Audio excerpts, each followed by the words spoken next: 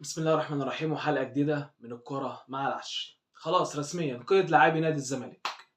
قيد لاعبي نادي الزمالك، واصلا لاعبي نادي الزمالك متأيدين على السيستم من يوم 31/1.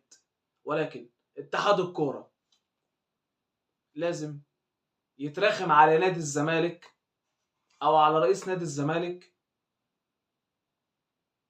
وفي الاخر نادي الزمالك عمل ايه؟ لجأ الى الفيفا ردت قال لك ده شأن داخلي، وطالما انت مقدم على السيستم يبقى من حقك ان انت تحل مشكلتك مع اتحاد الكوره. طب ايه مشكلتي مع اتحاد الكوره؟ اسدد جزء من المديونيه، والزمالك دفع الفلوس النهارده، والكرنيهات خدناها، وكل حاجه خلصت. طب ما انت من يوم 31 انا رايح لك اصلا بالشيكات وبقول لك انا هدفع.